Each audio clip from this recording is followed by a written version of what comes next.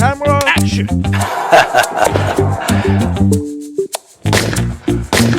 ஆரம்பிக்கலாங்களா?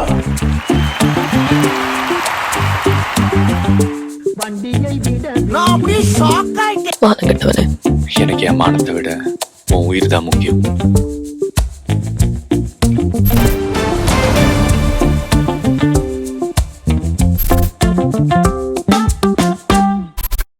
ஸோ மனோஜ், நம்ம வந்துட்டு சினிமா சர்க்கிளில் நிறைய சினிமா டாபிக்ஸை வந்து வாரம் எக்ஸ்ப்ளோர் பண்ணிட்டு இருக்கோம். ஹீரோ, ஹீரோயின்ஸ், டைரக்டர், அப்புறம் ஒரு கதைக்கு பின்னாடி இருக்கிற பேக் ஸ்டோரி, அந்த மாதிரி நிறைய பேசிட்டு வரோம். அதில் சில இடங்கள்லாம் அண்டர் ரேட்டட் மூவிஸ் அப்படின்னு சொல்லிட்டு மென்ஷன் பண்ணியிருக்கோம், ஆனால் எலாபரேட்டாக பேசினதில்ல.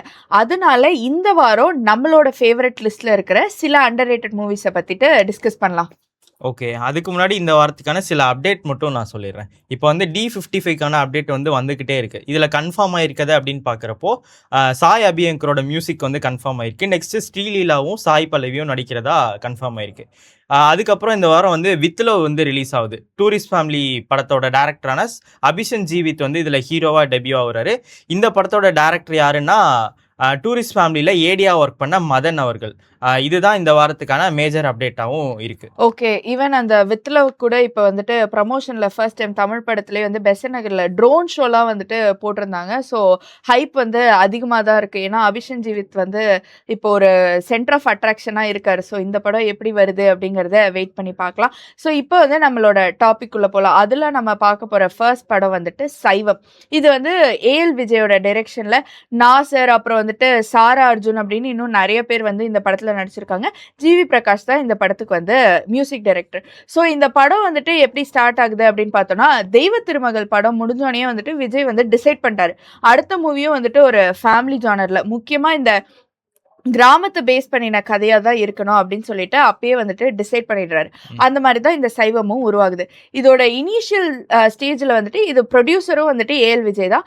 ஃபர்ஸ்ட் வந்து ஜிவியும் சரி, இந்த படத்தோட சினிமோட்டோகிராஃபராக இருந்த நிரவ் ஷாவும் சரி, ரெண்டு பேரும் நட்பு ரீதியாக எங்களுக்கு எந்த சம்பளமும் வேணாம் அப்படின்னு சொல்லிட்டு தான் இந்த படம் ஃபுல்லாக ஒர்க் பண்ணுறாங்க. ரிலீஸ் ஆனப்புறம் ஒரு சம்பளம் கொடுத்துட்டாங்க, பட் ஸ்டார்டிங்கில் இப்படி தான் ஆகுது. ஸோ இந்த படம் வந்துட்டு எப்படின்னா ஒரு யதார்த்தமான கதையாக இருக்கணும் அப்படின்னு சொல்லிட்டு ஒரு சேவலை பேஸ் பண்ணி தான் இந்த படத்தோட கதை இருக்கும். எப்படி ஒரு ஃபேமிலி வந்து அசைவம்லேருந்து சைவமா மாறுறாங்க அப்படிங்கறதா இந்த படத்தோட மேஜர் கதையா இருக்கு. ஸோ இதுல நிறைய சீன்ஸ் ரொம்ப அழகா இருக்கும். எப்படி ஒரு திருவிழா டைம்ல வந்துட்டு எந்த ஊர்ல எவ்வளவு தூரமா இருந்தாலும் எல்லாரும் ஒண்ணு கூடுறது, அந்த ஃபேமிலி பாண்டிங்கை சொல்றதெல்லாம் வந்து ரொம்ப பியூட்டிஃபுல்லா இருக்கும். இந்த படத்துல வந்துட்டு உன்னிகிருஷ்ணனோட டாட்டர் உத்ரா உன்னிகிருஷ்ணன் வந்து அழகே அழகே வந்து பாட்டு பாடுறாங்க. அதான் அவங்களுக்கு டெபியூ சாங்கும் கூட. அதுக்கு வந்து நேஷனல் அவார்டும் வந்துட்டு வாங்குறாங்க. இந்த படத்துக்கு முத்துக்குமாரும் சரி, அவரும் வந்து பெஸ்ட் லிரிசிஸ்ட் அப்படின்னு சொல்லிட்டு நேஷனல் அவார்டு வாங்குறாங்க. ஸோ இந்த படம் இந்த ஃபேமிலி ஜானர்ல வந்துட்டு நிறைய பேசப்பட்ட படம் தான். ஆனா அந்த ஜானர்ல இருக்கிற மற்ற படங்கள் மாதிரி இப்போ வரைக்கும் நிறைய பேசலையா அப்படின்னு சொல்லிட்டு எனக்கு ஃபீல் ஆகுது. அதனால தான் என்னோட லிஸ்ட்ல இது வந்து அண்டர் ரேட்டடா ஒரு ஃபர்ஸ்ட் பிளேஸ்லயும் இருக்கு. ஓகே, எனக்கு வந்து அந்த மாதிரி லிஸ்ட்ல இருக்க ஃபர்ஸ்ட் படம் அப்படின்னா உத்தம வில்லன். இந்த படத்துல எனக்கு என்ன ஃபர்ஸ்ட் டைம் பார்க்கும்போது ரொம்ப ஸ்லோவா இருந்துச்சு, ரொம்ப கஷ்டப்பட்டு தான் பார்த்தேன். ஆனால் பார்த்து முடிக்கும்போது எப்படி இந்த படத்தை வந்து யாருமே கொண்டாடல, பேசப்படலை அப்படின்னு சொல்லிட்டு எனக்கே ஒரு மாதிரி கஷ்டமாக இருந்துச்சு. ஏன் அப்படின்னா அந்த படத்தில் வந்து ஒரு கிளைமேக்ஸ் ஒன்று வச்சுருப்பாங்க. அந்த கே பாலச்சந்தர் வந்து சொல்லி ஒரு சீன் வந்து போட்டு காமிப்பார். ஒரு ஷார்ட் ஒன்று பண்ணியிருக்கான் பாருங்க, இவனை தவிர யாருனாலையும் பண்ணியிருக்கவே முடியாது அப்படின்னு சொல்லும்போது கேமரா வந்து இப்படி மேலே இருக்கும். கமல்ஹாசனோட ஃபேஸ் வந்து ஒரு மாதிரி ஸ்மஜ் ஆகி அந்த கேன்சரில் வந்து ரொம்ப அஃபெக்ட் ஆகி இறந்து போகிற ஸ்டேஜில் இருப்பார். அந்த ஷார்ட் முடிச்சோன்னே இந்த டைலாக் வச்சுருப்பாங்க. அது வந்து ஒரு மாதிரி எல்லாமே அப்படியே ரொம்ப ஃப்ளோவாக போய்கிட்டு இருக்கும். அந்த சீனை வந்து அவர் ஆம்புலன்ஸில் வரும்போது சீனை எடிட் பண்ணி ஹாஸ்பிட்டலில் இருக்கும்போது டிவி ஸ்க்ரீனில் வந்து ஸ்க்ரீன் பண்ணுவாங்க. அப்படி பண்ணிட்டு எல்லாரும் பார்த்து ரசித்து சிரிச்சுக்கிட்டு இருக்கும்போது அவங்க பசங்க, அதாவது கமல்ஹாசனுடைய பையனும் பொண்ணும் மட்டும் இப்படி திரும்பி பார்ப்பாங்க. ஆண்ட்ரியா வந்து அவங்க இறந்துட்டாரு அப்படின்ற மாதிரி சொல்லுவாங்க. அப்படியே வந்து ஆண்ட்ரியாவுக்கு வந்து ஒரு ஜூம் போகும். அந்த சைட்லேருந்து கமலோட பாடியை வந்து தள்ளிட்டு போவாங்க. அங்கேருந்து ஜூம் அவுட் ஆனால் அந்த ப்ரொஜெக்டர் லென்ஸுக்குள்ளேருந்து கேமரா வெளியில் வரும். இங்கே பார்த்தீங்கன்னா ஆடியன்ஸ் வந்து கொண்டாடிட்டு இருப்பாங்க. அது வந்து எனக்கு எப்படி இருந்துச்சுன்னா, இந்த நிஜமாலே வந்து கே பாலச்சந்தர் வந்து கமல்ஹாசனுடைய குரு இல்ல. ஸோ வந்து இந்த படத்துலயும் அந்த மாதிரி தானே போகும். அவர் என்ன சொல்லுவாரு, நான் கடைசி படத்துல உங்க படத்துல தான் நடிக்கணும் அப்படின்ற மாதிரி. அதே மாதிரி ரியல் லைஃப்லயுமே கடைசி படத்துல வந்து கே பாலச்சந்தர் வந்து ஒர்க் பண்ணியிருக்காரு. அதுக்கப்புறம் இறந்து போயிட்டாரு. அவர் இறந்து போனனால இந்த படத்தை அவருக்கு ட்ரிபியூட்டாவுமே பண்ணியிருக்காங்க. எனக்கு இந்த படத்தை பார்க்கும்போது இன்னொன்று தோணுனது என்ன அப்படின்னா, ஒரு ஆர்டிஸ்ட் வந்து இறந்து போயிட்டாரு, ஆனாலும் அவரோட ஆர்ட்டை பார்த்து ஒருத்தவங்க இறந்த டைம்லயும் பார்த்து சிரிச்சுக்கிட்டு இருக்காங்க, ஒரு ஃபீல் பண்ணிட்டு இருக்காங்க, அழுகுறாங்க. அதாவது அவர் இந்த உலகத்தை விட்டு போனதுக்கு அப்புறமாவும் அவரோட ஆர்ட் வந்து ஒருத்தர் அழுக வைக்குது, சிரிக்க வைக்குது அப்படின்னு நினைக்கிறப்போ நம்ம ஏன் இந்த படத்தை கொண்டாடாம விட்டுட்டோம் அப்படின்ற மாதிரி எனக்கு தோணுச்சு. ஸோ இந்த படத்துல வந்து இதோட ஸ்டோரி அப்படின்னு, அதாவது இது உருவான கதை அப்படின்னு பாக்குறப்போ ஒரு 2 ப்ரொடக்ஷன், அதாவது ராஜ்கமல் ஃபிலிம் ஃபேக்டரியும் திருப்பதி பிரதர்ஸ், இவங்க 2 பேரும் ஒரு படம் பண்றதா அனௌன்ஸ் பண்றாங்க. கமல் வந்து அந்த டைம்ல ஒரு 3 ஸ்கிரிப்ட் எடுத்துட்டு போயிட்டு லிங்குசாமி கிட்ட வந்து சொல்றாரு.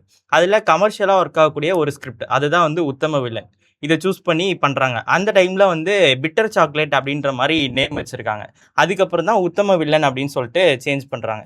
கமல்ஹாசன் வந்து இந்த ஸ்கிரிப்டை எழுதும் போதே முடிவு பண்ணிட்டாரு. ஆல்ரெடி வந்து விஸ்வரூபம் வந்து நிறைய கான்ட்ரவர்சிஸ் பிரச்சனை இது மாதிரி போயிட்டு இருக்கு.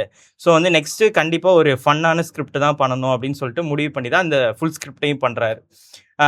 என்னதான் இவர் ஃபுல் ஸ்கிரிப்ட் பண்ணியிருந்தாலும் இதில் கிரேசி மோகனுடைய இன்புட்ஸுமே நிறையாவே யூஸ் பண்ணியிருக்காங்க.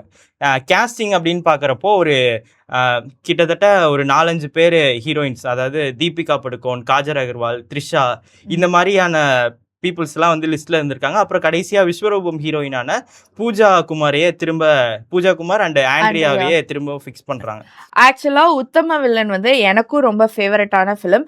அதுல வந்து எனக்கு ரொம்ப ரொம்ப பிடிச்ச விஷயம் பில்லர் ஆஃப் த ஃபிலிம் அப்படின்னு பார்த்தா அது வந்து ஜிப்ரான் தான். ஸோ ஜிப்ரானோட இசை தான் வந்துட்டு எனக்கு நான் வந்து மிஸ் பண்ணிட்டேன். ஆனா இன்னும் உத்தம வில்லன் பத்தி பேசணும்னா நிறைய விஷயங்கள் பேசிக்கிட்டே போகலாம். நான் இப்போ ரிசர்ச் இப்போ நான் வந்து ஒரு சின்ன பிரேக்ல பார்க்கும்போது வந்து ஒரு விஷயம் நோட் பண்ணேன். அது நீங்க சொல்லி முடிச்சிருங்க, நான் கடைசியா சொல்றேன். ஓகே. ஸோ வந்து எப்படி வந்துட்டு உத்தம வில்லன் வந்துட்டு ஒரு அண்டர் ரேட்டடா இருக்கோ, அதே மாதிரி இப்போ வரைக்கும் ஜிப்ரானும் அவரோட இசையும் அண்டர் ரேட்டடா இருக்குன்னு தான் வந்துட்டு நான் சொல்லுவேன். ஆக்சுவலா என்னன்னா வந்து இப்போ கல்ட் கிளாசிக் ஃபிலிமை காட்டணும், இல்லைன்னா ஏதாவது ஒரு ஃபிலிம் அதோட முக்கியமான அந்த எமோஷனை அதை காட்டணும் அப்படின்னா வந்துட்டு ரொம்ப வருஷமா தமிழ் சினிமால இருந்த ஒரே மியூசிக் வந்து 1000 மியூசிக் தான் வந்துட்டு இருந்தது. இப்பயுமே நார்மலா கோயில் போனாலும் இது பண்ணாலும் அந்த 1000 மியூசிக் தான் யூஸ் பண்றாங்க.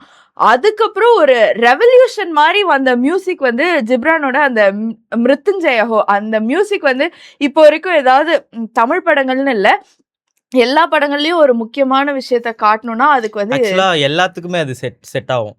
அந்த லைஃப் ஆஃப் சினிமா, எமோஷன்ஸ், ஒருத்தர் கம்பீரமா காட்டணும், இந்த மாதிரி எல்லா விஷயத்துக்குமே அந்த மியூசிக் வந்து போடுறாங்க. அதுவும் செட்டும் ஆகுது. ஆக்சுவலா முதல்ல அது என்னன்னே தெரியாது. ஃபர்ஸ்ட் மியூசிக்கா கேட்கும்போது நான் நிறைய இடத்துல பார்த்துருக்கேன், அது அந்த வார்த்தைக்கு அர்த்தமே தெரியாது. ஸோ படம் பார்க்கும்போது தான் அந்த வார்த்தைக்கான அர்த்தம், அதோட எமோஷன் புரியுது. அதுக்கப்புறம் நான் போய் எங்கேயாவது அந்த மியூசிக் கேட்கும்போது ஓகே இது ஏதோ முக்கியமான இது போல அந்த மாதிரி வந்து என்னை யோசிக்க வைக்கிற அளவுக்கு ஜிப்ரானோட மியூசிக் வந்து அந்த படத்துல ஒரு முக்கியமான அங்கமா இருந்துச்சுன்னு தான் சொல்லணும். ஓகே, எனக்குமே இந்த மாதிரி தான், அதாவது இந்த மாதிரி மியூசிக் ஃபஸ்ட்டு தெரிஞ்சு தான் நான் வந்து படமே பார்க்க ஆரம்பித்தேன். ரிப்பீட்டடாக சோஷியல் மீடியாவில் அங்கே இங்கேன்னு சொல்லிட்டு அந்த மியூசிக் திரும்ப திரும்ப கேட்கும்போது என்ன படம் அப்படின்ட்டு ஒரு அட்டென்ஷன் வந்து அதுக்கப்புறம் தான் இந்த படம் பார்த்தேன். இந்த ஆடியோ லான்ச்லலாம் நார்மலாக சொல்லுவாங்கல்ல, ஃபஸ்ட்டு வந்து ஒரு பாட்டு ஹிட் ஆயிடுச்சுன்னா அந்த படத்தை பற்றி பேசுவாங்க, அதுக்கப்புறம் அந்த படத்தை பார்ப்பாங்க அப்படின்ற மாதிரி. ஸோ அந்த மாதிரி தான் நானுமே இந்த படம் பார்க்க ஆரம்பித்தேன். இப்போ லாஸ்ட்டாக பார்க்கும்போது ஒரு விஷயம் வந்து நோட் பண்ணேன். என்ன அப்படின்னா, அந்த கிளைமேக்ஸ் சீன் சொன்னல, அந்த ப்ரொஜெக்டர்லேருந்து கேமரா வந்து ஸ்க்ரீனை நோக்கி போயிட்டு இருக்கும். அந்த சாங் முடிச்சுட்டு கமல்ஹாசன் வந்து அப்படியே ஸ்டில் ஃப்ரேமில் நின்றுவார். நிற்கும்போது அவரோட வாய்ஸ் ஓவர் வந்து ஒன்று வரும். தீரா கதையை கேட்பாருண்டோ சாகாவரம் போல் சோகம் உண்டோ அப்படின்ற மாதிரி ஒரு டைலாக் வரும். அது முடிச்சுட்டு அந்த டைலாக்குக்கே வந்து அவ்வளோ பெரிய ஒரு மீனிங் இருக்கு. அதாவது எப்படின்னா அதுவுமே கிட்டத்தட்ட ஓப்பன் எண்டட் தான். நீங்க அந்த இடத்துல உங்களை எப்படி ரீப்ளேஸ் பண்ணிக்கிறீங்களோ அந்த மாதிரி கிட்டத்தட்ட ஒரு ஆர்டிஸ்ட் இருந்துட்டே இருக்கான்னா அது வந்து அந்த அளவுக்கு இன்ட்ரெஸ்டிங்கா இருக்காது. அவர் அந்த இடத்த விட்டு போனதுக்கு அப்புறம் அது ஒரு பெரிய இம்பாக்ட் கிரியேட் பண்ணும் அப்படின்ற மாதிரி சொல்லியிருப்பாங்க. அந்த மாதிரி சொல்லிட்டு அந்த ஃபோட்டோ வந்து அப்படியே ஃபேட் அவுட் ஆகி ஒரு நாய்ஸ் கிரியேட் ஆகி ஒரு 2 செகண்ட்ஸ் தான் காட்டுவாங்க. ஒரு யூனிவர்ஸ் மாதிரி காட்டுவாங்க, அங்கங்க ஸ்டார்ஸ் யூனிவர்ஸ் அப்படின்ற மாதிரி காட்டுவாங்க. இதை வந்து நான் வந்து எப்படி எடுத்துக்கிறதுனே எனக்கு தெரியல. இந்த டைலாகுக்கு இதை நான் சிங் பண்ணிக்கிறதா, இல்ல வந்து இவரை வந்து உலக நாயகன் அப்படின்னு சொல்லுவோம்ல, கிட்டத்தட்ட இவர் வந்து விண்வெளி நாயகன்னு இப்ப கூட இந்தியன் படத்துல எல்லாம் ஸோ அதை வந்து ரொம்ப சிம்பிளாக கன்வே பண்ணி அந்த ஸ்டோரி டெல்லிங் வந்து ரொம்பவே பயங்கரமாக இருக்கும். ஓகே. ஆக்சுவலா அந்த நாய்ஸ் வந்து ஃபேட் அவுட் ஆகுறது வந்து எனக்கு தெரிஞ்ச நானுமே நோட் பண்ணல. நிறைய பேர் நோட் பண்ணியிருக்க மாட்டாங்கன்னு நினைக்கிறேன். ஸோ எல்லாரும் ஒரு வாட்டி ரீவாட்ச் பண்ணி அதையும் வந்து நோட் பண்ணலாம். ஸோ ஓகே, நெக்ஸ்ட் வந்துட்டு இந்த டாபிக்ல நம்ம அடுத்து பார்க்க போற படம் வந்து என்னோட ஃபேவரட் வந்துட்டு முண்டாசுப்பட்டி. ஸோ இது வந்து இந்த காமெடி ஜானர்ல வந்துட்டு இப்போ வரைக்கும் அதிகமாக பேசப்படலையோ அப்படின்னு சொல்லிட்டு எனக்கு தோணுது. வந்த புதுசுல பயங்கர ஹிட்டு தான். ஆனாலும் அதான் இப்போ ஒரு சில காமெடி படங்கள் நம்ம போயிட்டு ஒரு படம் பார்க்குறோம், பார்த்து நல்லா சிரிக்கிறோம் அப்படின்னு வந்து சில படங்கள் நம்ம வச்சிருப்போம். அதுல முண்டாசுப்பட்டி எனக்கு ஒன்று. ஆனால் அது வந்து நிறைய பேசப்படல. அதனால நான் வந்து என்னோட அண்டர் ரேட்டட் லிஸ்ட்ல வச்சிருக்கேன். ஸோ இதோட டைரக்டர் வந்து என்னன்னா இந்த படத்தை வந்து ஷார்ட் ஃபிலிமா தான் எடுத்திருக்காரு. ஷார்ட் ஃபிலிமில் வந்து காளி வெங்கட் தான் ஹீரோவாக பண்ணியிருப்பார். ஸோ அந்த ஷார்ட் ஃபிலிம் வந்து ஹிட் ஆகி அதுக்கப்புறம் அதை வந்து ஃபீச்சர் ஃபிலிமாக டெவலப் பண்ணி எடுக்கிறாரு. இதில் வந்து விஷ்ணு விஷால் வந்து ஹீரோவாக பண்ணியிருப்பாரு. காளி வெங்கட் வந்து சப்போர்ட்டிங் ரோலில் வந்து பண்ணியிருப்பாரு. ஸோ ஷார்ட் ஃபிலிமில் வந்துட்டு முனிஷ்காந்த் கேரக்டருக்கு வந்து இந்த ரியல் ஃபிலிமில் இருக்கிற முனிஷ்காந்தோட வாய்ஸ் இருக்கும். ஸோ அந்த வாய்ஸ் வந்து நல்லா செட் ஆயிடுச்சு. எனக்கு தெரிஞ்ச அந்த கேரக்டரும் பெரிய படத்துலையும் செட் ஆகும் அப்படின்னு சொல்லிட்டு இந்த முனிஷ்காந்தை வந்து காஸ்ட் பண்ணியிருக்காங்க. ஆக்சுவலாக அவரோட பேர் முனிஷ்காந்த் கிடையாது. அவரோட ரியல் நேம் வந்து ராமதாஸ். ஸோ இந்த படத்துல முனிஷ்காந்தா நடிச்சார்ல, இது வந்து அவருக்கு ஒரு பிரேக் த்ரூவா மாறினதுனால அவரோட அப்கமிங் மூவிஸ்க்கும் வந்து முனிஷ்காந்த்னு அவர் அஃபீஷியலாவே வந்து பேர் மாத்திட்டாரு. ஏன்னா அதுக்கு முன்னாடி ஒரு 12 இயர்ஸா சினிமா இண்டஸ்ட்ரியில அவர் இருந்தாராம். ஸோ அவருக்கு வந்து ஆனா பிரேக் த்ரூ வந்து இந்த முண்டாசுப்பட்டியில தான் வந்து கிடைச்சிருக்கு. எனக்கு தெரிஞ்சு அவர் பேர் மாத்தினதும் லக்கி தான் அப்படின்னு நினைக்கிறேன். ஏன்னா அதுக்கப்புறம் அவரோட இப்ப இருக்கிற கிராஃப் பார்த்தோம்னா வேற மாதிரி இருக்கு. ஸோ கஷ்டப்பட்டு 12 வருஷமா இண்டஸ்ட்ரியில இருப்பான், ஆனா பேர் மாத்துறதுனால வந்து லக்கியா வந்து கிராஃப் வந்துருச்சு அப்படின்ற மாதிரி சொல்லுவீங்க? இல்ல, ஆக்சுவலா உண்மை அதானே. ஸோ இதுல தான் வந்து முனிஷ்காந்த் அவர் தெரிஞ்சாரு. அவர் வாய்ஸும் வந்துட்டு அவருக்கு ஒரு ரெக்கக்னிஷனை கொடுத்தது. ஸோ இது மேபி எதிர்நீச்சல்ல வந்த மாதிரி ஹரிஷ்னு மாறினப்புறம் அவங்க லைஃப் மாறின மாதிரி இதுலயும் வந்து அவருக்கு மாறி இருக்கு. அவர் இப்போ வந்து ஒரு கேரக்டர் ஆர்டிஸ்டா வந்து நிறைய நோட்டீஸ் பண்றோம். இன்னொன்னு ஒன்று என்னன்னா, அவர் வந்து சினிமாக்கு என்டர் ஆகும்போது அவர் வந்து இந்த மாதிரி காமெடி ரோலோ கேரக்டர் ஆர்டிஸ்டாவோ பண்ணணும்னே வரலையாம். அவர் வந்தது வந்து வில்லனா பண்ணணும்னு தான் நினைச்சாராம். அவர் ஈவன் அப்போ கூட கேட்டாராம், என்னை எல்லாரும் எக்ஸப்ட் பண்ணிப்பாங்களா இந்த மாதிரி காமெடி ரோல்ல அப்படின்லாம் கேட்டாராம். ஆனா டிரெக்டர் தான் கன்வின்ஸ் பண்ணி பண்ணியிருக்காரு. அது வந்து சூப்பராகவும் மாறி இருக்கு, ஆக்சுவலா நல்லாவும் மாறி இருக்கு. ஸோ இது வந்து ஷான் ரால்டனுக்கும் வந்து டெபியூ ஃபிலிம். இதுல அந்த காதல் கனவை பாட்டுலாம் பயங்கரமா இப்போ வரைக்கும் வந்துட்டு ஒரு பிளேலிஸ்ட்ல வந்து டாப்லேயே இருக்கிற ஒரு பாட்டு. ஸோ அதுவும் வந்து அவருக்கும் ஒரு நல்ல டெபியூலேயே வந்து ஒரு லைஃப் சேஞ்சிங் ஒரு இதுவாக வந்து மாறி இருக்குன்னே சொல்லலாம். ஸோ இந்த படம் வந்துட்டு என்னன்னா, ஸோ இவங்கெல்லாம் தான் வந்து காம்போ பண்ணியிருக்காங்க. இந்த படம் ஏன் நிறையா பேசப்பட்டுச்சுன்னா, அந்த 80s செட்டப்காக பேசப்பட்டுச்சு. அந்த கிராமத்தில் போய் அந்த 80s செட்டப், அந்த கதையுமே ரொம்ப டிஃப்ரெண்ட்டாக, ஃபோட்டோ எடுத்தால் செத்துருவாங்க அப்படின்னு சொல்லிட்டு எல்லாரும் நம்பிட்டு ரொம்ப நாள் இருந்தாங்களே. ஸோ அதுக்காகவே வந்து நல்லா பேசப்பட்டுச்சு. இந்த படத்தில் இன்னொரு விஷயம் என்னன்னா, நம்ம ஏற்கனவே ஜிப்ரான் மாதிரி இதுலேயும் வந்து விஷ்ணு விஷாலும் ஒரு அண்டர் ரேட்டட் ஆக்டராக தான் வந்து நான் நினைக்கிறேன். ஏன்னா முண்டாசுப்பட்டிக்கு முன்னாடி வரையும் வெண்ணிலா கபடி குழு, அப்புறம் வந்துட்டு நீர்ப்பறவை, இந்த மாதிரி சீரியஸாக தான் பண்ணிட்டு இருந்தார். ஸோ இது வந்து காமெடி ஜானர் பண்றாரு. இப்போ வந்து த்ரில்லரா ராட்சசன், அப்புறம் வந்து ஆரின், இந்த மாதிரி பண்றாரு. எனக்கு தெரிஞ்ச அவர் எல்லா ஜானர்லயும் படம் பண்ணிட்டாரு. ஆனா வந்து இன்னும் அவரை வந்து அந்த லெவலுக்கு யாருமே வந்து பேசலையோ அப்படின்னு சொல்லிட்டு நான் யோசிக்கிறேன். ஸோ ஒரு வெர்சடைல் ஆக்டரா தான் வந்துட்டு விஷ்ணு விஷால் இப்போ வரையும் வலம் வந்துட்டு இருக்காரு. ஸோ இதுதான் இந்த ரீசனுக்காக தான் முண்டாசுப்பட்டி வந்து என்னோட லிஸ்ட்ல ஒரு அண்டர் ரேட்டட் மூவிஸ்ல வந்துட்டு இருக்கு. ஓகே, இப்போ நீங்கள் வந்து விஷ்ணு விஷால் வந்து அண்டர் ரேட்டட்னு சொன்னீங்களே, அதே மாதிரி தான் கிட்டத்தட்ட விமலுமே. ஏன்னா வந்து இவர் வந்து ஒரு 30 படத்துக்கு மேலே பண்ணியிருக்காரு. ஆனால் இவருக்கான பேர் இன்னும் கிடைக்கல அப்படின்ற மாதிரி தான் எனக்கு தோணுச்சு. அந்த மாதிரி தான் வாகை சுடவா படமுமே. களவாணி படத்தோட டேரக்டர் சர்க்குணம் இருக்கார்ல, அவரோட 2வது படம் தான் வாகை சுடவா. இந்த படம் தான் இவரை வந்து ஃபஸ்ட்டு பண்ணணும் அப்படின்ற மாதிரி ரொம்பவே ஆசைப்பட்டிருக்காரு. ஆனால் இது வந்து ஒரு 60ஸ்ல நடக்கிற ஒரு பீரியாடிக் ஃபிலிம் அப்படின்றதுனால எந்த ப்ரொடியூசர்ஸுமே பெருசாக அந்த டைமில் ஒத்துக்கல. ஸோ களவாணி பண்ணிட்டு களவாணியோட சக்ஸஸ்க்கு அப்புறமா திரும்ப வாகை சுடவா வந்து பண்ணுறாங்க. இந்த படத்தில் ஃபஸ்ட்டு அமலாபாலை தான் ஹீரோயினாக ஃபிக்ஸ் பண்ணியிருக்காங்க. அந்த டைமில் மைனா வந்து ஹிட் ஆனதுனால இவங்க வந்து நிறைய டேட்ஸ்லாம் மற்றவங்களுக்கு கொடுத்து ரிஹர்சல்ஸ்க்குலாம் வர முடியாது, ஷூட்டுக்கு மட்டும் தான் என்னால் வர முடியும் அப்படின்ற மாதிரி சொன்னதுனால இவங்க டேரக்டர் வந்து கோவமாகி அவங்கள தூக்கிட்டு இனியா வந்து இந்த ரோலுக்கு போட்டதா ஒரு வீடியோவில் அவரே சொல்லியிருப்பார். இந்த படத்தோட செட்டு வந்து எப்படின்னா ஃபுல் அண்ட் ஃபுல் 60ஸ்ல நடந்தது அப்படின்றதுனால ஃபுல்லாக செட்டு தான் போட்டு எடுக்க போகிறோன்னு முடிவு பண்ணிட்டாங்க. ஸோ அருப்புக்கோட்டை பக்கத்தில் ஒரு இடத்த சூஸ் பண்ணி அந்த இடத்துல ஒரு 1 crore பட்ஜெட் போட்டு ஆர்ட் டைரக்டர் சீனு வந்து இந்த ஃபுல் அண்ட் ஃபுல் செட் ஒர்க்லாம் பண்ணியிருக்காரு.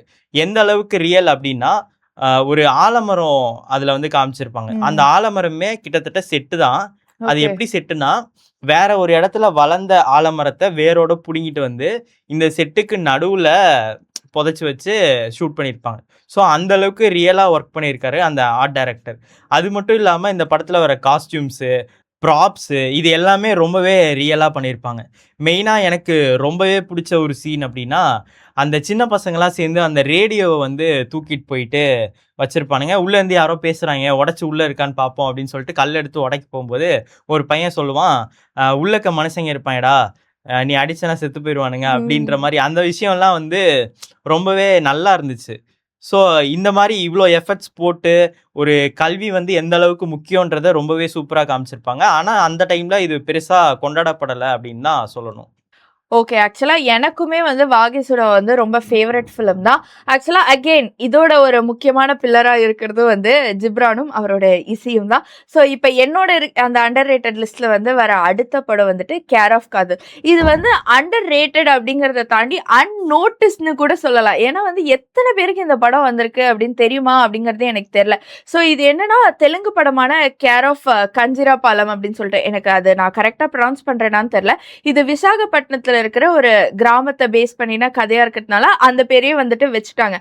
ஸோ அதே மாதிரி தமிழ்ல வந்து ரீமேக் பண்ணும்போது அவங்க நிறைய யோசிச்சிருக்காங்க. Care of Simmakkal, care of Goripalayam இந்த மாதிரிலாம் வைக்கலாம் அப்படின்னு சொல்லி யோசிச்சிருக்காங்க. ஆனா சரி வேண்டாம், வைட்ரா எல்லாருக்கும் ஈஸியா இருக்கட்டும் அப்படின்னு சொல்லிட்டு கேர் ஆஃப் காதல் சொல்லிட்டு வச்சிருக்காங்க.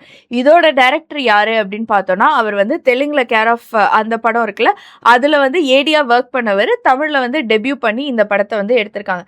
இது வந்து ஒரு ஆந்தாலஜி ஃபிலிம் மாதிரி, ஆனால் வந்து எக்ஸாக்டாக சொல்ல முடியாது. ஏன்னா வந்து இதுலேயும் வந்து 4 phases ஆஃப் லவ், அதாவது ஸ்கூலு, அப்புறம் வந்துட்டு ஒரு டீனேஜ், அப்புறம் மிடில் ஏஜ், அப்புறம் வந்து ஓல்ட் ஏஜ் அப்படின்னு சொல்லிட்டு 4 வந்து காட்டுவாங்க. தனித்தனியாக தான் ட்ராவல் ஆகும். ஆனால் எண்டில் கிளைமேக்ஸில் வந்துட்டு எல்லாமே ஒரு இடத்துல வந்து ஒன்று சேர்ந்துடும். ஸோ அதுதான் ஹார்ட் ஆஃப் த ஃபிலிமும் கூட. ஸோ அந்த இடத்துல ஒன்று சேர்றதுனால இது வந்து ஒரு ரொமான்டிக் ட்ராமா அந்த கேட்டகரியில் போயிடுது. ஸோ ஒருவேளை யாராவது பார்க்கலன்னா கண்டிப்பாக ட்ரை பண்ணி பாருங்கள். நான் தெலுங்கு வெர்ஷன் பார்க்கல, நான் தமிழ் வெர்ஷன் தான் பார்த்தேன். எனக்கு ரொம்ப பிடிச்சிருந்து. இந்த ஜானரில் எனக்கு இந்த படம் வந்து ரொம்ப பிடிச்சிருந்து. ஸோ இது வந்து நீங்களும் ஒரு வாட்டி ட்ரை பண்ணி பாருங்கள். ஓகே, எனக்குமே இந்த படம் அன்னோட்டிஸ்டு தான். நானும் பார்த்ததில்ல. கண்டிப்பாக பார்த்துட்டு எப்படி இருக்குன்றத சொல்கிறேன். நெக்ஸ்ட் என்னோட லிஸ்ட்டில் இருக்கிறது வந்து கோலி சோடா. இந்த படத்தோட கதை வந்து எப்படி ஆரம்பிச்சது அப்படின்னா, இந்த படத்தோட டைரக்டர் விஜய் மில்டன் வந்து ஒரு நாள் கோயம்பேடு மார்க்கெட் போயிருக்காரு. அங்கே சில பசங்களாம் மீட் பண்ணியிருக்காரு. அவனுங்க கிட்ட பேசும்போது இந்த கோயம்பேடு மார்க்கெட் தான் இவனுங்க உலகம், எங்கே போனாலும் சுற்றி சுற்றி இங்கே தான் வருவானுங்க அப்படின்ற மாதிரி தெரிஞ்சுக்கிறாரு. ஸோ இதை ஒரு ஸ்கிரிப்ட் பண்ணலாம் அப்படின்னு சொல்லிட்டு தான் கோலி சோடா எழுத ஆரம்பிக்கிறாரு. இந்த விஜய் மில்டன் யார் அப்படின்னு பார்த்தோன்னா, ஆட்டோகிராஃப், காதல், அப்புறம் வழக்கேன் 18 கீழ் 9 இதுலெல்லாம் சினிமோட்டோகிராஃபராக ஒர்க் பண்ணாரு. ஸோ இதனாலேயே இந்த படத்தில் புதுசாக ஒரு விஷயம் பண்ணியிருப்பாங்க. அதாவது இந்த படம் மொத்தத்தையுமே கேனான் 5D கேம் யூஸ் பண்ணியே எடுத்திருப்பாரு. ஸோ இந்த படத்தில் வர சாங்ஸுமே ரொம்பவே நல்லாயிருக்கும். அருணகிரி அப்படின்னு சொல்லிட்டு ஒருத்தர் பண்ணியிருப்பார். ஸோ எனக்கு தெரிஞ்சு இந்த படமுமே நிறைய பேர் பார்த்துருக்க மாட்டாங்க. ஸோ இதுவுமே எனக்கு பிடிச்சது அண்டர் ரேட்டட் அப்படின்ற ஒரு லிஸ்ட்லேயே வரும். ஆமாம், எனக்குமே வந்து இந்த குரூப் ஆஃப் பசங்களை பார்க்கும்போது அந்த பசங்க படத்தில் பார்த்துட்டு அவங்க வந்துட்டு ஒரு மாதிரி கொஞ்சம் ரொம்ப வளரல, கொஞ்சம் வளர்ந்துட்டாங்க. ஆனால் பெரிய மனுஷங்க மாதிரி இந்த வேலை செய்கிற மாதிரிலாம் ஆக்ட் பண்ணது வந்து எனக்குமே வந்து ரொம்ப புதுசாக இருந்தது. ஸோ எனக்குமே அந்த படம் வந்துட்டு பிடிக்கும். ஸோ இப்போ ஃபைனலாக என்னோட லிஸ்ட்டில் இருக்கிறது என்னோட மோஸ்ட் ஃபேவரட் மூவி வந்துட்டு என்னென்னா சில்லு கருப்பட்டி. ஸோ இது ஏன் வந்து எனக்கு ரொம்ப பிடிக்கும் அப்படின்னா வந்துட்டு இதோட விமன் டைரக்டரான ஹலிதா ஷமீம் தான் வந்து இந்த படத்தை வந்து எடுத்திருப்பாங்க. ஸோ இது என்னன்னா ஆக்சுவலாக இருகப்பற்று வந்து இப்போ ரீசெண்டாக வந்தது. இருகப்பற்றுக்கு வந்த ரெஸ்பான்ஸும் அதை பற்றி பேசின அளவுக்கும் வந்துட்டு சில்லு கருப்பட்டியை பற்றி பேசலை. ஆனால் இது ரெண்டுமே ஒன்றுக்கு ஒன்று சலிச்சதே கிடையாது. ஸோ இந்த ஜானரில் வரும்போது சில்லு கருப்பட்டி இன்னும் வந்து கொஞ்சம் நிறைய பேர் இன்னும் நோட்டீஸ் பண்ணலையோ அப்படின்னு சொல்லிட்டு எனக்கு வந்து ஃபீல் ஆகும். ஸோ இதுவும் வந்து இந்த ஆந்தாலஜி அந்த கேட்டகரியில் வர மூவி தான். இதுலேயும் வந்து 4 லவ் வந்து காமிப்பாங்க. சின்ன பசங்க, டீனேஜ், அந்த மாதிரி வந்து ஒரு 4 லவ் ஸ்டோரிஸ் வந்து இதுலேயும் வந்து காமிச்சிருப்பாங்க. இதில் இன்னொரு ஒரு இன்ட்ரெஸ்டிங்கான ஃபேக்டர் என்னென்னா, நம்மளை சுற்றி நடக்கிற நம்ம டெய்லி பார்க்குற பீப்புள் அவங்களுக்குள்ளே இருக்கிற லவ்வை வந்து காட்டினது வந்து எனக்கு ரொம்ப பிடிச்சிருந்தது. அதே மாதிரி வந்து இந்த விமன் டைரக்டர் அப்படின்னு சொன்னதுனாலையோ என்னவோ வந்து அவங்க எப்படின்னா வந்து யாருக்கும் யாரும் கீழே இல்லை அப்படிங்கிற மாதிரி காமிச்சிருவாங்க. இப்போ லவ் அப்படிங்கும்போதே ஒரு ஸ்டீரியோ டைப் மாதிரியே வந்து நிறைய பில்ட் ஆகிட்டே வந்துச்சு. இந்த மாதிரி யாராவது ஒருத்தர் வந்து ஒரு லவ்வுக்காக வந்து கெஞ்சுற மாதிரியே இருக்கும், ரொம்ப இறங்கி போகிற மாதிரி இருக்கும். பட் இதில் வந்து அந்த மாதிரி கிடையவே கிடையாது. மென் அண்ட் விமன் 2 பேருமே வந்து ஈக்குவலா காமிச்சிருப்பாங்க. அண்ட் ஆல்சோ ரொம்ப பியூட்டிஃபுல்லா வந்து போர்ட்ரே பண்ணிருப்பாங்க. இதுல எனக்கு ரொம்ப ஷாக்கிங்கா இருந்த விஷயம் வந்துட்டு நமக்கு வந்து இதுல வந்து அகம் தானாக அப்படின்னு சொல்லிட்டு ஒரு பாட்டு இருக்கும். அது ரொம்ப அழகா இருக்கும். ஸோ அந்த பாட்டு வந்து நான் கேட்டிருக்கேன். அது வந்து பிரதீப் பாடின பாட்டுன்னு எனக்கு தெரியும். ஆனா இந்த படத்தோட மியூசிக் டைரக்டரே வந்து பிரதீப் குமார் தான். அதாவது நமக்கு நிறைய ரினவுண்ட் சிங்கரா தெரிஞ்ச பிரதீப் குமார் வந்து இதுல வந்து மியூசிக் டைரக்டரா இருந்திருக்காரு. அப்புறம் நான் அது பார்க்கும்போது எனக்கு தெரிஞ்சது அவர் இது மட்டும் இல்ல, ஒரு 5 படம் கிட்ட வந்து மியூசிக் டைரக்டராகவே வந்துட்டு ஒர்க் பண்ணியிருக்காரு. ஸோ அது வந்து எனக்கு வந்து சர்ப்ரைசிங்கா இருந்தது தெரிஞ்சுக்கும் போது. அதே மாதிரி இந்த படம் வந்து டீசர் வெளியாகும் போது இந்த படத்துல வந்து ஒரு டயலாக்ஸ் கூட வைக்கல. அது ஏன் அப்படின்னு கேட்டப்ப அவங்க என்ன சொன்னாங்கன்னா, இப்ப ஏதோ ஒரு லைன் வச்சா கூட எங்கேயாவது ரிவீல் ஆயிடுமோ கதை அப்படிங்கறதுனால டயலாக்ஸே வைக்காம இந்த படத்துக்கான டீசரை வந்துட்டு வெளியிட்டு இருக்காங்க. இந்த டைரக்டர்கிட்ட இன்னொன்று வந்து எனக்கு ரொம்ப பிடிக்கும். என்னன்னா இந்த சில்லு கருப்பட்டிக்கு முன்னாடி வந்துட்டு வேற ஒரு படம் தான் எடுத்திருக்காங்க. அது என்னன்னா அந்த மின்மினி அதோட ஃபர்ஸ்ட் ஹாஃபை மட்டும் ஃபர்ஸ்ட் எடுத்துட்டாங்க. அதுக்கப்புறம் ஒரு பெரிய கேப்னா லிட்ரலா நிறைய வருஷம் கேப் வந்து அந்த மின்மினி வந்து 2024ல தான் ரிலீஸ் ஆச்சு. ஏன்னா அந்த டைம்ல தான் செகண்ட் பார்ட்டை வந்து எடுத்தாங்க. அது ஏன் அப்படின்னா வந்து ஃபர்ஸ்ட் பார்ட்ல வந்து அந்த பசங்க குட்டி பசங்க ஸ்டோரி.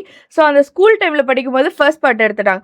அந்த பசங்க வந்து வளர்ற வரைக்கும் வெயிட் பண்ணி செகண்ட் பார்ட்டை வந்துட்டு லேட்டாக தான் எடுத்தாங்க. 24ல தான் ரிலீஸும் பண்ணாங்க. அதுக்கு மியூசிக் டைரக்டர் வந்து ரஹ்மானோட பொண்ணான கத்தீஜா ரஹ்மான். அதுவுமே வந்துட்டு அந்த மியூசிக் வந்து பயங்கர சூப்பராக இருக்கும். ஸோ இந்த சில்லு கருப்பட்டி வந்து என்னோட பர்சனல் ஃபேவரட்னே சொல்லலாம். நெட்ஃப்ளிக்ஸில் ஸ்ட்ரீம் ஆகுது. ஸோ பார்க்காதவங்க கண்டிப்பாக இதை வந்து பாருங்க, ட்ரை பண்ணி பாருங்க, சூப்பராக இருக்கும். ஓகே, நெக்ஸ்ட் லிஸ்ட்ல இருக்க ஒரு படம் வந்து ஒரு பயங்கரமான காம்போல வந்த ஒரு படம். அதாவது மிஸ்கின் ராம்லாம் நடிச்சு வெளியான படம் தான் சவரக்கத்தி. இது வந்து கதை வந்து மிஸ்கினோடது, ப்ரொடியூஸும் அவரே பண்றாரு. அவரோட பிரதர் ஆதித்யா வந்து இதை டைரக்ட் பண்றாரு. இதுக்கு கேஸ்டிங்காக ராம் கிட்ட வந்து பிச் பண்ணும்போது நான் வந்து ஒரு சீரியஸான ஃபிலிம் மேக்கர், எனக்கு வந்து இது செட் ஆகுமான்னு தெரில, இமேஜ் டேமேஜ் ஆகிருப்போகுது அப்படின்ற பயத்தில் நோ சொல்லிடுறாரு. அதுக்கப்புறம் எஸ் சொல்லி படத்துலையும் நடிக்க ஆரம்பிக்கிறாங்க. ஹீரோயின் ரோலுக்கு ஒரு 6 பேர்கிட்ட இந்த கதையை வந்து பிச் பண்ணுறாங்க. எல்லாருமே ரிஜெக்ட் பண்ணிடுறாங்க. அதுக்கப்புறம் கடைசியாக தான் பூர்ணா வந்து ஃபிக்ஸ் பண்ணி ஷூட்டும் பண்ணுறாங்க. இதுக்காக அந்த சிவகங்கை ஸ்லாங் வந்து அதில் பேசியிருப்பாங்க. இதுக்காக வந்து ஒரு 10 நாள் ஒர்க் ஷாப் போய் அந்த ஸ்லாங்லாம் கற்றுக்கிட்டு நடித்ததா அவங்களே சொல்லியிருப்பாங்க. இந்த படம் 2018ல ரிலீஸ் ஆகிறதுனால அந்த டைம்ல தான் துப்பறிவாளனும் ரிலீஸ் ஆகி மிஸ்கின் பத்தி நிறைய பேர் பேசிக்கிட்டு இருந்தனால மிஸ்கினோட பேரை ஹைலைட் பண்ணி ப்ரொமோட் பண்ணலாம் அப்படின்னு சொல்லி ட்ரை பண்றாங்க. ஆனாலுமே எதிர்பார்த்த ரிசல்ட்ஸ் வந்து அந்த டைம்ல வரல. இதுல எனக்கு ரொம்பவே பிடிச்ச சீன் அப்படின்னா, அந்த மிஸ்கின் போயிட்டு ஒருத்தர்கிட்ட அந்த டீ கடையில வந்து வழி கேட்பாரு. பைக்ல இந்த சைடு யாராவது போனாங்களா, எந்த பைக்கு, என்ன கலர் சட்டை, எத்தனை பேரு, இந்த மாதிரி எல்லாம் கேட்டு ஒரு மாதிரி ஃபன்னா போயிட்டு இருக்கும். நெக்ஸ்ட் அதே ஃபன்ல இந்த சைடு வந்து ராம் போயிட்டு ஒரு சைக்கிள் கடையில வந்து சைக்கிள் கேட்பாரு. காசு இல்லைன்னா தர முடியாது அப்படின்ற மாதிரி சொல்லும்போது, சரி இந்த வாட்ச் வச்சுக்கோங்க அப்படின்னு சொல்லிட்டு சொல்லும்போது, இல்லைண்ணே இந்த வாட்ச் ஓடாது அப்படின்னு சொல்லிட்டு நடந்து திரும்ப போக ஆரம்பிப்பாரு. அதை பார்த்துட்டு ஒரு சைக்கிள் எடுத்து இவர்கிட்ட கொடுப்பாரு. ஸோ இந்த மாதிரி அன்எக்ஸ்பெக்டடான காம்போல வந்த ஒரு நல்ல படம், ஆனால் பெருசா பேசப்படலை அப்படின்னு தான் நான் நினைக்கிறேன். ஆக்சுவலா எனக்குமே வந்து சவரக்கத்தி ரொம்ப ரொம்ப ஃபேவரட்டான ஃபிலிம். இது வந்து நீங்க சொன்ன மாதிரி ஒரு அன்எக்ஸ்பெக்டட் காம்போ தான். அதுவும் வந்து மிஸ்கினியும் ராமியும் வந்து ஒரு ஜோவியல் ஜானர்ல வந்து சீரியஸா நடிச்சு நான் வந்து அன்எக்ஸ்பெக்டடா தான் பார்த்தேன். ஸோ ஆக்சுவலா மறுபடியும் ராம் வந்து இந்த மாதிரி நடிக்க வந்தா நல்லா இருக்கும்னு நான் வந்துட்டு நினைக்கிறேன். 7 கடல் 7 மலை வந்து ரிலீஸ் பண்ண சொல்லுங்க. ஆமா, நம்மளுமே வந்து இந்த வருஷம் எக்ஸ்பெக்டட் ஃபிலிம்ல வந்து அதை சொன்னோம். இந்த வருஷம் வந்துடும் நம்ம வந்துட்டு நம்புவோம். வரலன்னா ஆப்வியஸா அடுத்த வருஷம் வரும். ஸோ வந்து நம்மளோட லிஸ்ட்ல வந்து இன்னும் லெஃப்ட் அவுட் ஃபிலிம்ஸ் வந்து ஒரு 5 கிட்ட இருக்கு. ஸோ அதெல்லாம் என்னன்னு வந்து நோட் பண்ணியிருக்கேன். அது வந்து ஒரு ஒன்லைன் மாதிரி சொல்லிடலாம். நம்ம போன வீடியோலே சொன்ன ஒரு படம் தான் வந்துட்டு ஜோக்கர். ஸோ இப்போ அதே மாதிரி தான் இப்போ வந்து பேசுறாங்க. ஆனால் அந்த வந்த டைம்ல வந்துட்டு நிறைய பேசப்படலையோ அப்படின்னு சொல்லிட்டு சொல்ற படம். இப்பயுமே நிறைய பேர் இன்னும் பார்க்கல ஆக்சுவலா இந்த படத்தை. அதனால வந்து ஜோக்கர். நெக்ஸ்ட் வந்து காவிய தலைவன் வந்து எப்படி அது என்ன ப்ரூவ் பண்ணுச்சுன்னா, என்னதான் வந்து ஒரு பெரிய காஸ்ட் அண்ட் க்ரூ இருந்தாலும், நல்ல கதை இருந்தாலும், நல்ல மியூசிக் இருந்தாலும், அது ஸ்டில் வந்து அன்னோட்டிஸ்டா போயிருக்கு. அது ஏன்னு எனக்கு வந்து தெரியல. எனக்கு வந்து அந்த படம் வந்து ஃபேவரட் தான். ஸோ இப்போ வந்து அதனால வந்து ஒரு அண்டர் ரேட்டட் கேட்டகரியில் போயிடுது. நெக்ஸ்ட் வந்து கடைசி விவசாயி. ஆப்வியஸா இப்போ வந்து நிறைய பேர் பேசுறாங்க. நிறைய பேர் அந்த படம் பார்த்துட்டு இது நல்லா இருக்கே இப்போ பேசுறாங்க. ஆனா ரிலீஸ் ஆன டைம்ல வந்து பேசியிருக்கலாம். ஏன்னா இப்போ வந்து அதுல ஒன்றும் சேஞ்சஸ்லாம் பண்ணல, அதே படம் தான். ஆனா இப்போ பார்த்த மாதிரி அப்ப பார்க்கல. ஸோ அதுவும் வந்து இன்னும் அண்டர் ரேட்டட் கேட்டகரியில தான் இருக்கு. இன்னொரு 2 படம் வந்துட்டு இது நிறைய பேருக்கு தெரியுமானே வந்துட்டு எனக்கு தெரியல. கேடி கருப்புதுரை அப்புறம் வந்து செத்து 1000 பொன். ஸோ கேடி கருப்புதுரை கூட நிறைய பேர் கேள்விப்பட்டிருக்கலாம். செத்து 1000 பொன் வந்து நிறைய பேர் கேள்வியே படல. ஸோ இது 2மே ஒரு தாத்தா கேடி கருப்புதுரை தாத்தா கதை, செத்து 1000 பொன் வந்து ஒரு பாட்டி பேஸ் பண்ணி. இது 2மே கிராமத்தை பேஸ் பண்ணின கதை தான். ரொம்ப யதார்த்தமா இருக்கும். ஸோ இதுதான் வந்து நம்மளுடைய அண்டர்ரேட்டட் மூவி லிஸ்ட். ஸோ இந்த லிஸ்ட்டை தாண்டி நீங்க உங்களுக்கு ஃபேவரட்டான அண்டர்ரேட்டட் படங்கள் என்ன அப்படிங்கறத வந்து கமெண்ட்ஸ்ல கண்டிப்பா சஜஸ்ட் பண்ணிடுங்க. இதே மாதிரி இன்னும் இன்ட்ரெஸ்டிங்கான வீடியோவோட வரும் வாரங்கள்ல உங்களை வந்து சந்திக்கிறோம். அது வரைக்கும் எங்களுடைய யூடியூப், இன்ஸ்டாகிராம், ஃபேஸ்புக் போன்ற சோஷியல் மீடியா பிளாட்ஃபார்ம்லையும் எங்களுடைய இணையமான tnctamil.comலையும் இணைஞ்சிருங்க. நான் மனோஜ். ஸ்ருதி பாலசுப்ரமணியன்.